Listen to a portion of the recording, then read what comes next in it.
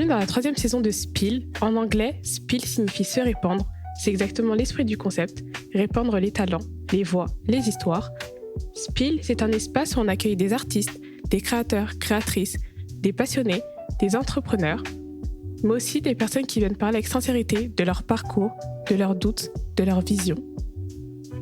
L'idée, c'est d'inspirer celles et ceux qui nous écoutent et peut-être leur donner envie, à leur tour, de se lancer. Aujourd'hui, on part à la rencontre de Sonia. Sonia, c'est une femme de 41 ans, maman de 3 filles et fondatrice de l'Institut Madame K à Saint-Nazaire.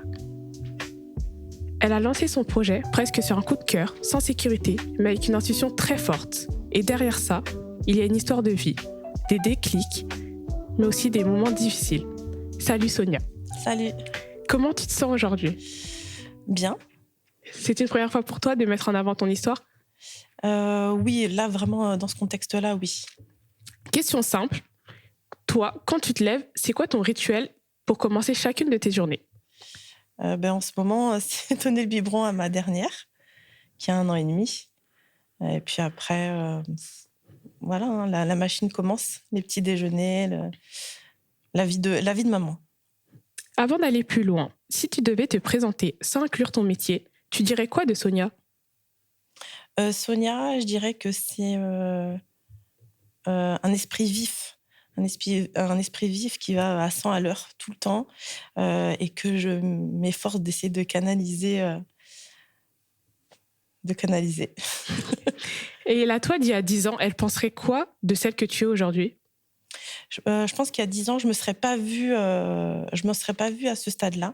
Il y a 10 ans, j'étais en congé maternité pour m'occuper de mes filles et j'étais vraiment à 100% sur leur éducation. Et est-ce que tu as l'impression d'avoir trouvé ta place ou tu es encore en construction ?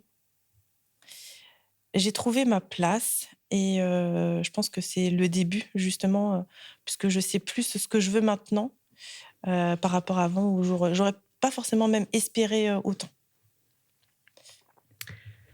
Donc, tu travailles en thalasso avec un poste à responsabilité, mais à un moment, ça ne te correspondait plus. C'est quoi qui n'allait plus exactement ? Le temps passé au travail. En thalasso, en plus, on travaille le samedi et le dimanche. Et c'était de gros horaires, jusqu'à 45 heures, peut-être même plus des fois. J'étais pas celle qui travaillait le plus, hein. J'avais des collègues pareils qui ont des postes à responsabilité, et j'avais ce côté-là où j'essayais toujours de partir un peu plus tôt, d'essayer d'arriver un peu plus tard, parce que j'étais la seule à avoir des enfants. Et en plus, on le comprenait pas forcément.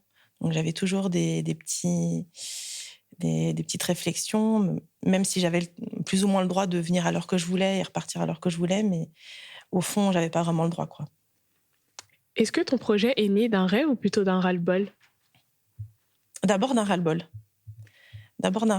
Et après, petit à petit, d'un rêve.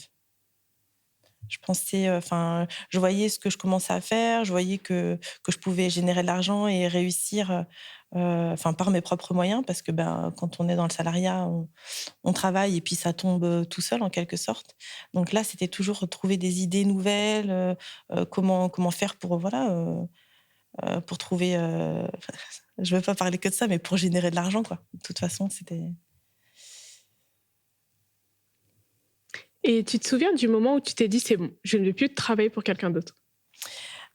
Oui, c'est pas drôle, mais à la fois, je pense que ça a dû arriver à plein de femmes, mais c'était de jongler avec le ménage, la nourriture, le travail, la vie de famille, comme tout le monde. Et un soir, je suis rentrée chez moi et j'avais, je sais pas, je pense que j'avais tout le linge de la famille, ça débordait de partout, j'avais du bazar partout. Et je me suis assise et là, je me suis mise à pleurer. J'ai dit, je peux plus. C'était trop. Donc, il y a eu le confinement qui est arrivé pas longtemps après. Donc, j'ai profité du confinement que j'ai adoré d'ailleurs. Moi, je l'ai très, très bien vécu. Pourtant, j'étais en appartement, mais il faisait très beau. J'avais une terrasse et j'étais avec mes filles, mon mari. On était vraiment... j'ai très bien vécu le confinement et j'en ai profité pour réfléchir à ce que je voulais. Et j'ai commencé à faire des formations. Quand le confinement s'est terminé, je suis partie sur Paris pour justement faire des formations professionnelles pour pouvoir me réorienter Parce que même si j'étais dans l'esthétique, ce que je voulais faire, c'était des techniques bien spécifiques et auxquelles il fallait que je me forme. Aujourd'hui, on entend beaucoup de gens dire qu'ils veulent quitter leur job, mais peu de passent à l'action. Pourquoi, selon toi, elles restent bloquées? Je pense la peur. La peur, et puis, il y a plusieurs choses. Je pense qu'il y a l'éducation aussi. Il y a dans des familles, où les gens, ont été, élevés avec l'esprit où, un CDI, ça se garde. Enfin, le but d'une vie, c'est d'avoir un CDI et le garder toute sa vie et rester 40 ans, dans la même société et c'est OK, en fait. Il y a des gens qui font ça et c'est très bien. Mais, je pense que c'est vraiment l'état d'esprit. Donc déjà, il y a des gens qui ont un état d'esprit où, en fait, leur but, en fait, c'est vraiment de garder leur boulot. Et puis, c'est vrai que quand tu as des enfants, tu as une énorme responsabilité. Donc, quitter son boulot qui est bien payé, ça fait peur. À moins que vraiment, il y a des gens, ils attendent d'avoir le déclic et puis, ils osent passer à l'action. Puis d'autres, ils attendent que ce soit le bon moment. Mais le problème, c'est que je crois que le bon moment, pour moi, il y a eu le confinement, donc ça a été un bon moment. Mais, si on attend d'avoir forcément le bon moment, on le fait jamais. Il y a jamais de bon moment. Donc, tu décides d'être formé, d'investir sur toi, mais surtout, tu prends des décisions assez vite. Comment tu fais la différence entre intuition et impulsivité? Heu, je suis assez impulsive justement dans mes prises de décision, mais, j'ai quand même, et puis ça vient avec le temps, là, je pense, mais, j'ai quand même les temps de réflexion. Ça veut dire que j'ai l'idée, je suis à fond sur cette idée, je vais chercher tous les moyens possibles et inimaginables pour réussir à y arriver. Et puis après, il y a la descente où je me dis: «Ouais, non, c'est un peu chaud là», donc ça, c'est l'impulsivité et après, c'était quoi que tu me disais? L'intuition? Oui, c'est ça. Et l'intuition, je pense que pareil, c'est avec le temps. J'ai l'impression que plus je vieillis, plus mon intuition s'aiguise et c'est là où je fais plus les choses. C'est vrai que je fonctionne pas mal à l'intuition, mais je suis pas folle non plus. Donc, il y a un peu des 2. Est-ce que ça t'est déjà arrivé de regretter un choix? Bah, oui, forcément, enfin, je pense que tout le monde mais, tout ce que j'ai fait, tout ce que j'ai pu faire, ça a forcément de toute façon servi à quelque chose donc, on va dire que c'est pas vraiment des regrets. Il va y avoir des choses où je me dis: «Ah, j'aurais dû faire autrement» ou «J'aurais dû être plus carré ou des choses comme ça, ou des choses où je vais trop vite et après, je refais petite marche en arrière pour essayer de réajuster. Mais sinon, non, des grands regrets, non, je pense que Et justement, ton astuce est née d'un moment assez probable. Tu fais une séance de yoga, tu vois un local. oui. Est-ce que tu peux nous raconter ce moment-là? Ouais. Du coup, donc, je me suis lancée pendant un moment quand j'ai quitté, pour venir un peu en arrière, quand j'ai quitté la Thalasso, donc, je me suis mis à mon compte. Je louais une pièce, en fait, dans une parfumerie et donc voilà, je commençais à faire mon petit truc, j'ai commencé à créer ma marque et puis je suis tombée enceinte. Donc j'ai eu une période, du coup, il y a eu la grossesse, donc grossesse à 40 ans. Donc tout s'est mis, on va dire que tous mes projets se sont mis, en stand-by et quand j'ai repris, j'ai eu en fait, une dépression, en fait. Je pensais juste que c'était un petit moment où ça n'allait pas, où voilà, je me sentais fatiguée, je me sentais un peu vide, éteinte, je dirais et puis finalement, ça allait vraiment pas. Donc du coup, j'ai commencé, je voyais quand même encore quelques clientes parce que c'était une cliente qui avait ce salon de yoga. Elle m'a dit: «Viens, ça va te faire du bien, viens faire un peu de yoga», voilà, même après la grossesse, voilà, resserrer les muscles et tout ça et j'ai dit: «Bon, OK», je suis pas trop yoga de base, mais je me suis dit: «Ça va me faire du bien» et en fait, pendant toute la séance de yoga, d'ailleurs, je la remercie encore parce que c'était que elle et moi, en fait, pour vraiment me reconnecter à mon corps et tout ça et en fait, toute la séance, j'étais face à la boutique, qui était en location et en fait, j'étais concentrée sur je sais pas, j'avais vraiment, mon intuition qui commence à se remettre en route et tout et pendant tout le cours de yoga, je me dis: «Ah non, mais elle est trop belle». Donc voilà et puis à la fin, elle m'a fait tirer une carte. Elle fait des trucs je sais pas comment ça s'appelle? Oracle. Elle me fait tirer une carte et je tire la carte et ça me met, foncez, c'est le moment et tout.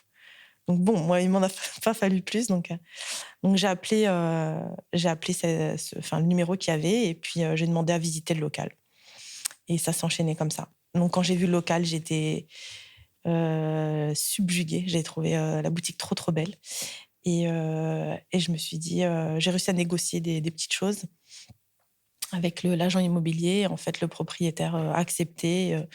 Et 2 mois après, on signait le bail. Et là, avec du recul, est-ce que tu te dis j'étais folle ou bien j'ai bien fait de m'écouter? J'ai bien fait de m'écouter, mais j'ai été folle. D'où vient cette motivation? D'où vient cette motivation?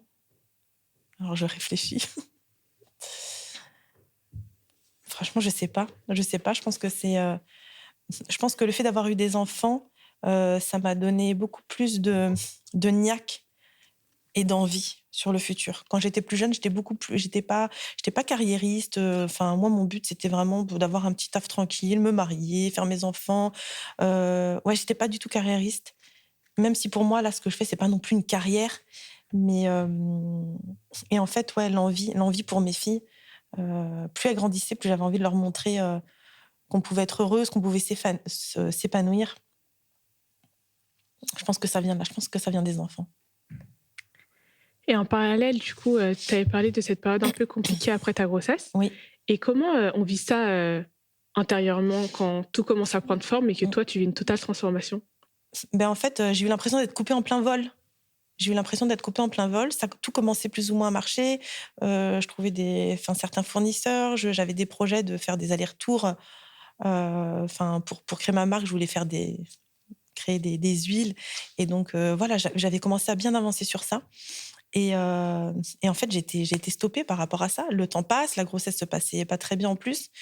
Donc, et puis je voyais les autres qui avançaient, je voyais des personnes qui concrétisaient des idées. Je me disais, c'est pas possible, c'est ce que je voulais faire. Donc, je le vivais mal, en fait. Je le vivais vraiment mal. Je me disais, mince, j'avais l'impression d'être freinée.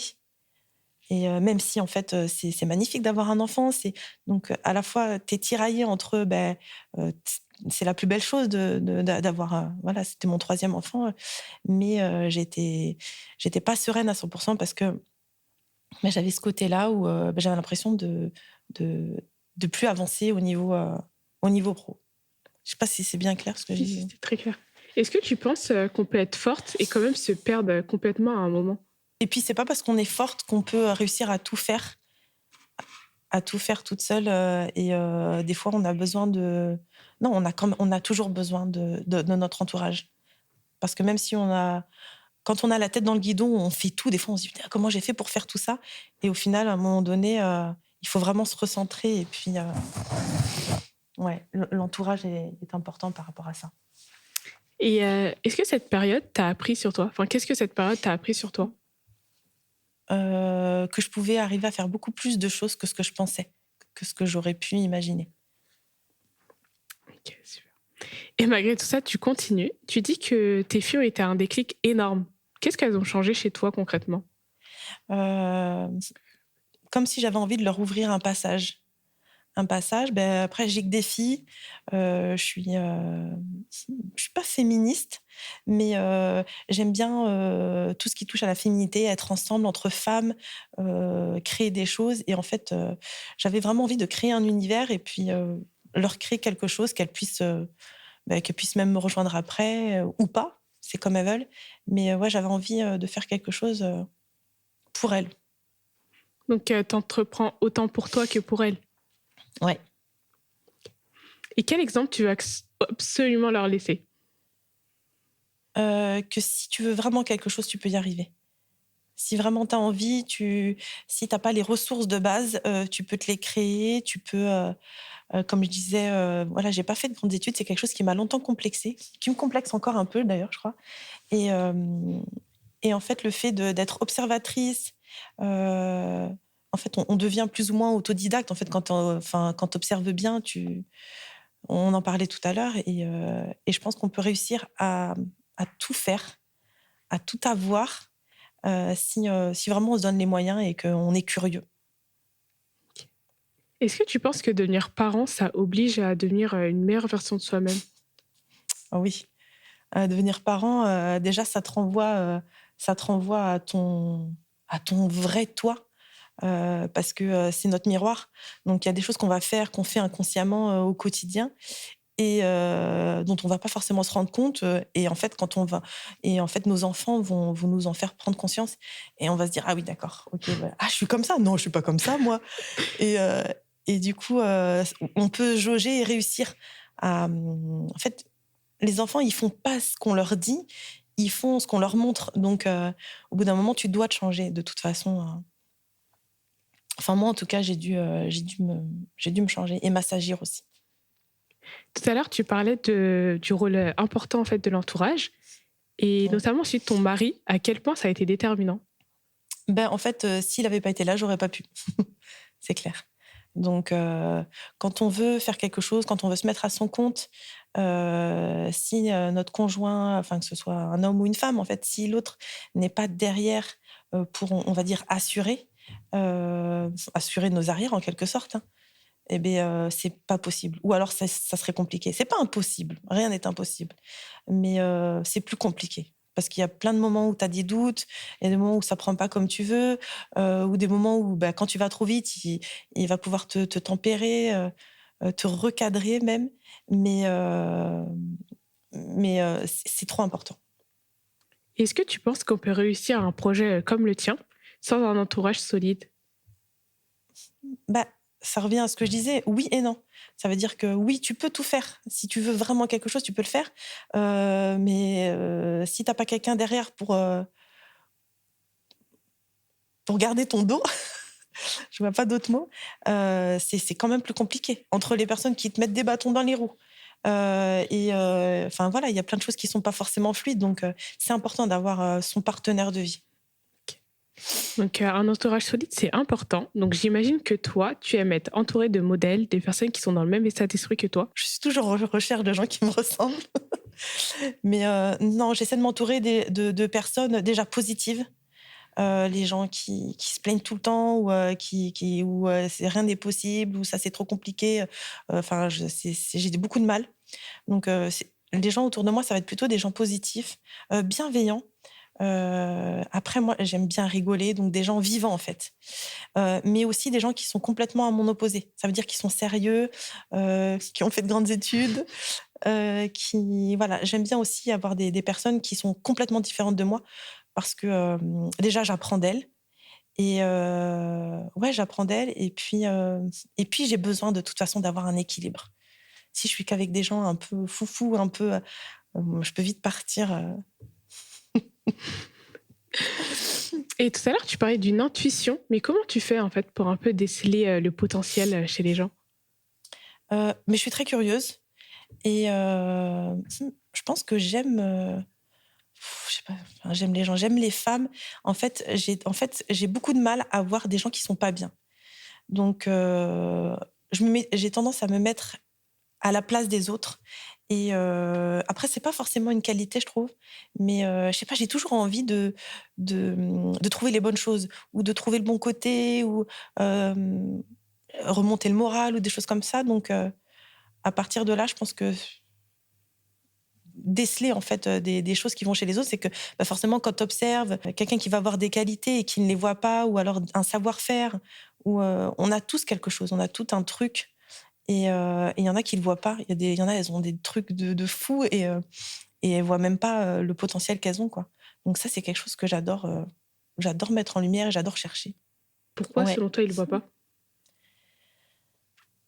Bah, déjà, je pense à un manque de confiance ou peut-être des gens qui sont autour et qui n'aident pas à ça, ou aussi, je pense qu'il y a beaucoup de choses qui se passent à l'enfance.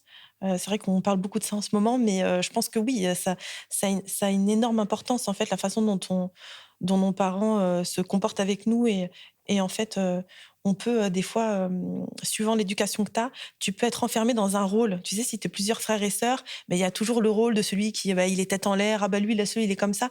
Et en fait, des fois, les gens, ils restent avec cette image-là en tête et ils disent: «Ouais, mais de toute façon, moi, je suis trop tête en l'air, par exemple, je peux pas», et en fait, ils sont enfermés dans leur rôle et du coup, bah, ils pensent être comme ça, elles pensent être comme ça et elles se mettent des barrières toutes seules. Je sais pas si je réponds bien à la question, Non, mais si j'ai dévié, mais c'est super.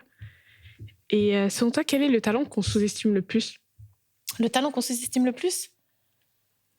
Le talent qu'on sous-estime le plus, que les gens sous-estimeraient le Oui, plus? Les femmes en oui, en oui, les priorité? femmes. C'est un domaine que je connais bien, les femmes. Donc, mais par contre, c'est une bonne question. Ce qu'on sous-estime le plus, n'importe quel talent, en fait. Tout est un talent. Même quelqu'un qui va pas trop discuter ou enfin il y en a par exemple elles ont un talent pour organiser. Voilà, par exemple, le côté organisé, les anniversaires, elle sait bien faire les gâteaux, elle fait des belles décos, elle sait recevoir. Enfin, ça, c'est une qualité, c'est une force. Il y a plein de gens qui savent pas faire ça. Il y a plein de gens, tu arrives chez eux, tu es un peu mal à l'aise parce que voilà, ils ont pas ce truc. Et il y en a, ils le font instinctivement. Donc ça, par exemple, c'est une qualité, mais c'est un talent en fait. Enfin, je veux dire, tout peut être un talent. C'est pas que savoir chanter, savoir danser.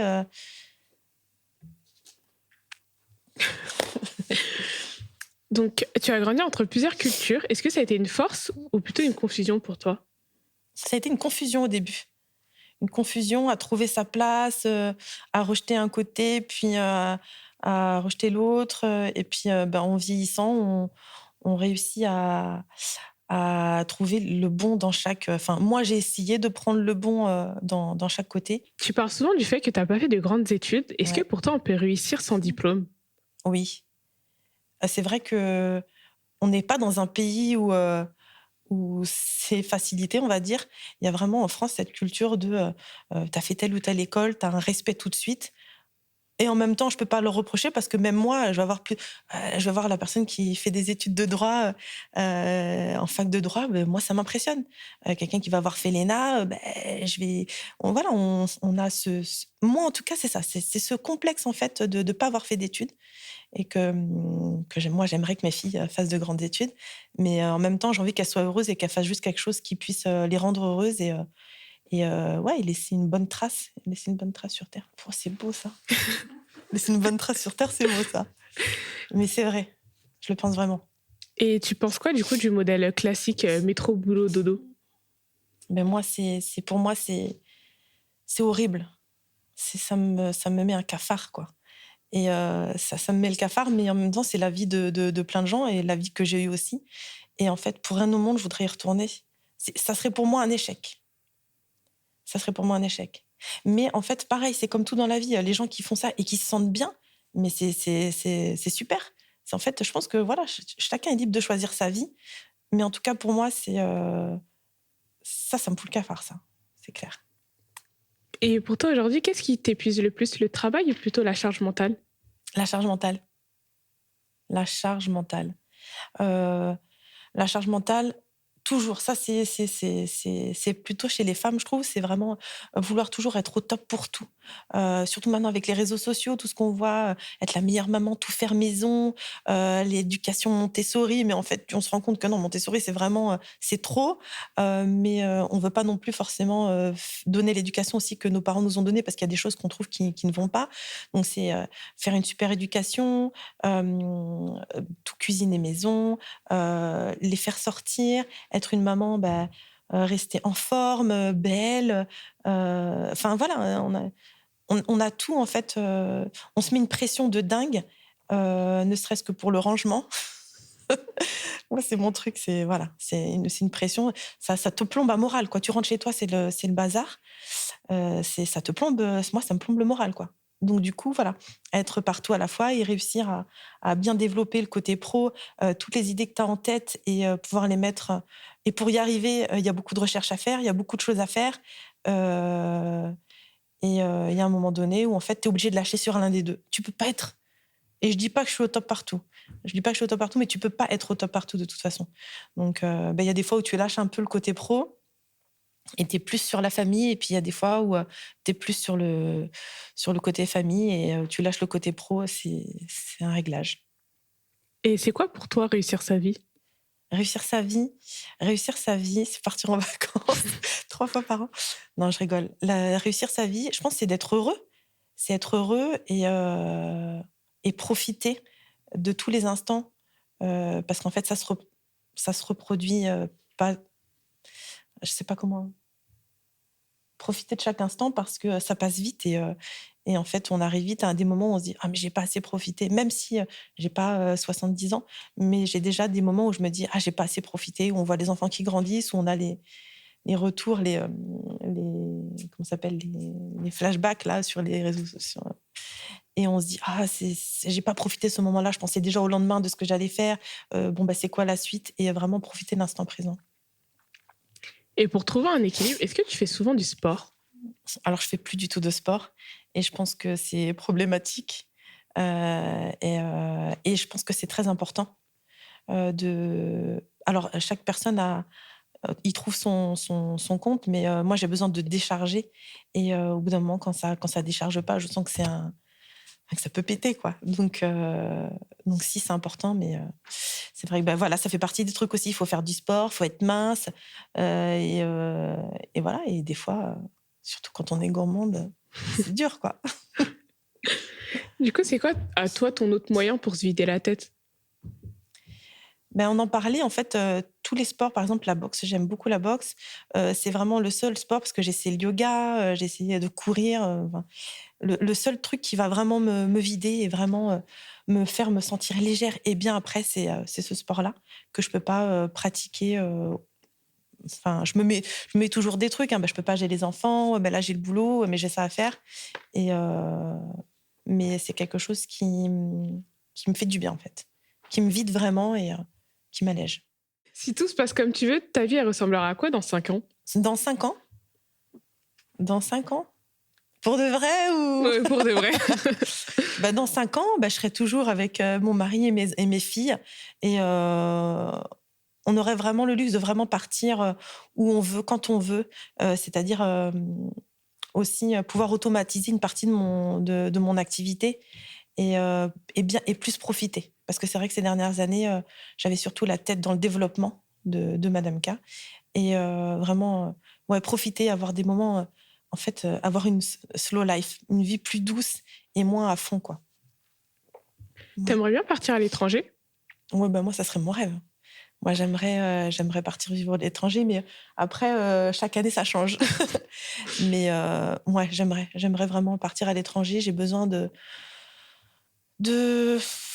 d'autre chose. Je me sens parfois vachement, oppressée, en France et avec tout ce qui se passe, les nouvelles, le climat, en fait, enfin, pas que le climat, le temps, mais vraiment le climat social, c'est quelque chose qui me pèse beaucoup et j'ai vraiment beaucoup de mal. D'ailleurs, je regarde pas les informations, donc il faut que j'y aille mollo, là. Donc, Madame K, c'est une finalité ou plutôt le début de quelque chose? C'est que le début. C'est que le début, j'aimerais, bah, ça fait partie de toute façon de mon cheminement, j'ai beaucoup d'idées et j'aimerais faire quelque chose de plus grand et qui me dépasse même, heu, pour, heu, pour fédérer et puis, faire quelque chose qui ait vraiment du sens et vraiment, agir réellement. Pas que sur le côté, beauté et le côté, bien-être, mais avoir le côté vraiment, pour vraiment jouer un rôle, soit dans le développement, des femmes ou, j'ai pas les mots, mais voilà, quelque chose qui me dépasserait, en fait. Donc, avant de finir, on va passer aux questions des internautes. On a OK. demandé à notre communauté de poser des questions. On en a sélectionné quelques-unes. Elles sont à ta droite. Donc, je te laisse les Là, prendre. là? Oui, celle-ci. Quel conseil tu donnerais à quelqu'un qui veut se lancer, mais qui n'a pas d'argent? De se lancer quand même. Tu pas besoin d'argent pour commencer. Du moment que tu as les idées, si tu peux pas passer par la porte, tu passes par la fenêtre. De se lancer quand même. C'est pas une question de ça. L'argent suivra après. Tu fais selon tes moyens. Enfin, voilà, ça dépend des projets, mais on peut vraiment tout faire. Moi, j'ai commencé vraiment avec rien du tout. Avec rien du tout. La première formation que j'ai faite, je l'ai payée en 10 fois. C'est une formation très chère, mais je regrette pas parce que ça me permet d'en vivre aujourd'hui. Mais je l'ai payée en 10 fois. Mais je l'ai faite. Franchement, il faut le faire. Il faut investir en soi aussi. Je passe à l'autre. Oui.